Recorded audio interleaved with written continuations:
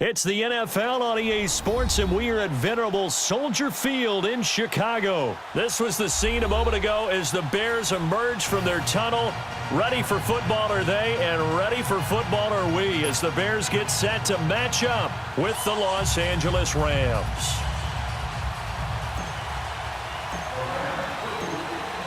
Greg Zuerlein now. He'll handle the honors to get us started. And off we go from Soldier Field. This will be taken to the back of the end zone. And no run back here. This will be a touchback, and it comes out to the 25-yard line.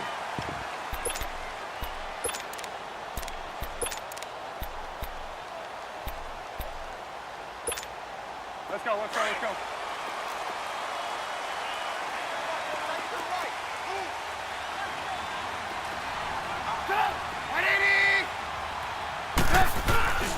Now a play fake here on first down. And his first look is incomplete. Trey Burton, the one he was looking for. And it's second down.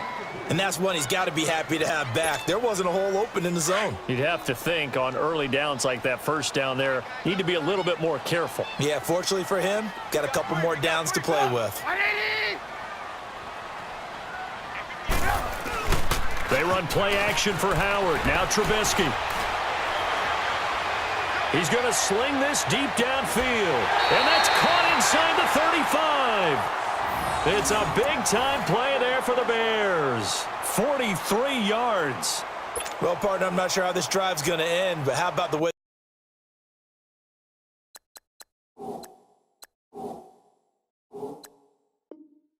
they flip field position there. A nice attacking play. They picked up a heck of a chunk of yardage. So the big play changes the complexion of things. Here's 1st and 10 just outside the 30. On first down, Trubisky gonna let one fly for Robinson. And it'll be intercepted.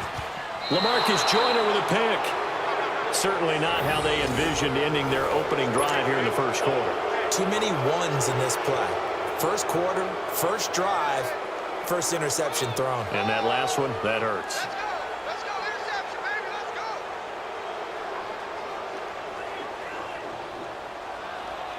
go. Goff will lead the Rams up here 1st and 10 at their own 20-yard line.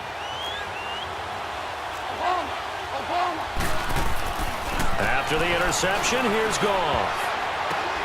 Now that'll be tipped and intercepted. Adrian Amos with a pick. And his crew will take over with a football at the 35-yard line. Well, there definitely was some juice on that pass.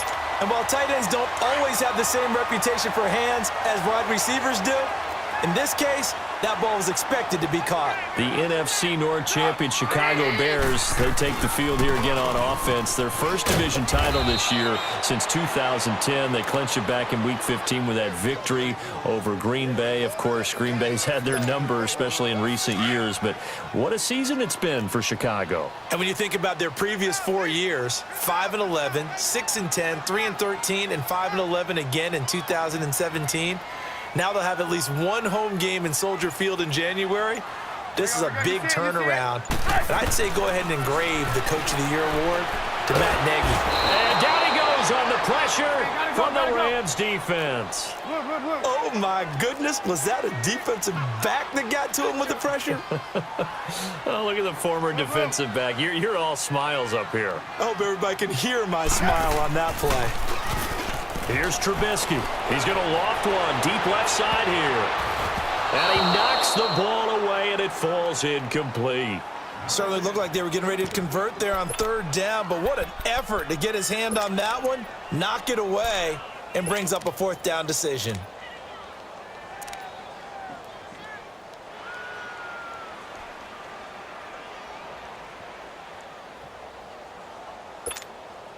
And how about this? 4th and long, and they're going to go for it.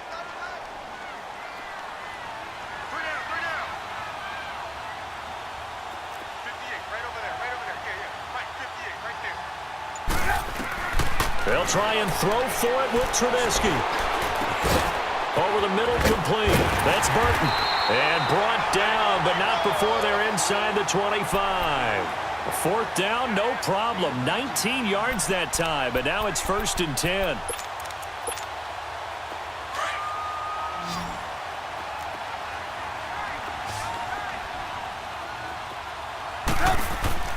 They go play action here on first down. He's going to let it go deep for the end zone. And this is going to be intercepted. Picked off by the Pro Bowler, Marcus Peters. And the return won't go anywhere. They'll be back deep in their own territory at the 2-yard line. Well, Charles, help me break down the Rams here as we get to the home stretch of the season, because they still have one of the best records in the NFL. But after that wild Monday night win over KC on November 19th, haven't looked as sharp. And sometimes when you have a streak that they carry around and they're playing at such a high level offensively, any dip looks like the worst dip in the world. But they have had their struggles. Quarterback Jared Goff, his quarterback rating at Chicago, and then again against Philadelphia in Week 15, definitely took a hit. They have not been the team we have seen before, and teams have figured out a little bit of a formula to make it harder on them offensively. But I wouldn't put it past head coach Sean McVay to get it figured out and get that team back on track. Because once they hit the playoffs, I still think they'll be a team that no one really wants to play. It's a short one here, complete to the tight end. And he works it across the 25 before being tackled.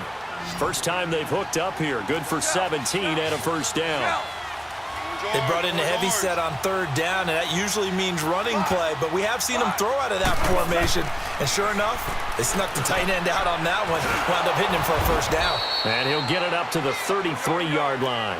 7 yards, the pickup on the pitch and catch. Now that's staying ahead of the chains. Really good pickup on first down, hitting the tight end there. Now it brings up a second and manageable. Just found a hole in that zone. And he'll be brought down shy of the 40 at the 38-yard line. They get 5 out of that one, and it moves the chains. Goff now looking to throw. It's caught left side by Cooks. A gain of 6 there on first. We've seen quite a bit of the short passing game here early on first quarter, haven't we? We have, and I think it works a couple of ways for this team because, number one, you throw the short game until they stop it. And if they're not going to stop, you keep throwing it, and occasionally you'll break a tackle and turn into a bigger gain. Also, if they start to creep up, start to pressure receivers, now you go over the top, take it deep, and now you get some of those big shots downfield. Back to the ground game here, Gurley. And he's going to be brought down at about the 33-yard line. 8 yards on the pickup, and now they'll have some options on second and short. A nice run here early on. It doesn't take a great play caller to realize you want to establish a guy of his caliber with runs like this early because they will pay dividends as the game progresses. Only a yard on the pickup, so a good situation on second and 2. It's now 3rd and 1.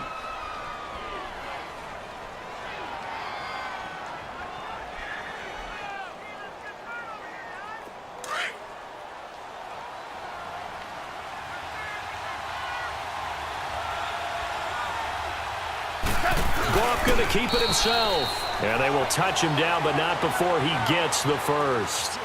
Back live now to begin the second quarter with Charles Davis, Brandon Gaudin. It's the Rams with a football to get us going. And they're on the move here. They've got it 1st and 10. So 1st and 10 now from the 30.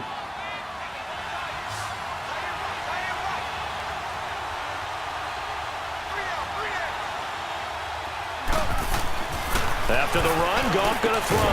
And that's complete to Cooks. And inside the 20 before he's brought down. That one goes for 13 yards, and it moves the sticks. On first down, it's Gurley.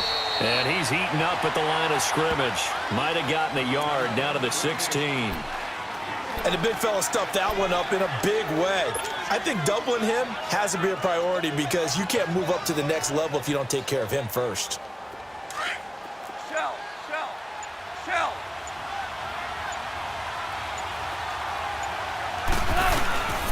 Now on second down, this is Gurley. And that play going absolutely nowhere as he's belted before he could get out of the backfield. He'll wind up losing a yard on the play, and it'll be 3rd and 10 now. Back to throw, Goff. And that is incomplete. Not only was the call spot on, how about the execution of that defense right there? Zone was absolutely locked up tight. He was trying to force it in there on 3rd down. But if there's a time to force it, he felt like he needed to make a play, right? Yeah, exactly right. 3rd down, you got to try and find something. There's nothing available there for him. Well, the drive started the shadow of their own goalpost all the way back at the 2. Pretty nice job of getting downfield and at least getting 3. Agreed on that one. A real nice job because really their goal was to get out of the shadows of those goalposts and give themselves a little bit of room to help out their defense. Instead, they got 3 points out of it. The Bears offense now heading back out onto the field, and it's been a miserable start for them offensively. Obviously, 2 drives, 2 interceptions. And this is where you have to know your quarterback and know how you actually have to reach him. Do you do it with a little bit of humor? Maybe you break the ice a little bit like, hey, didn't we practice in that color jersey all week? Not the one that you're throwing it to?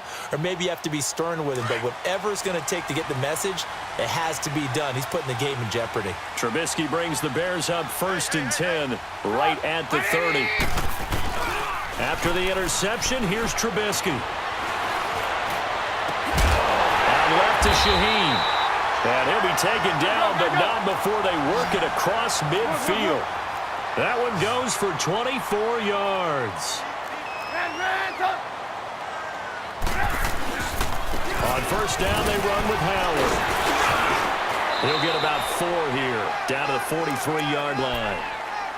I call that play a success. A nice inside run sets up a very manageable 2nd down. A very solid gain on that play.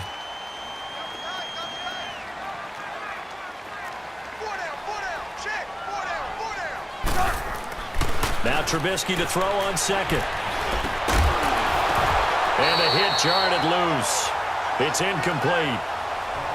I know at times people think we use it too often, but you've got to be able to throw guys open. And when you read zone, you've got to stick it in there before your receiver gets to the next guy in the zone. Otherwise, you bring him into the play. And that's precisely what allowed that defense to disrupt the pass.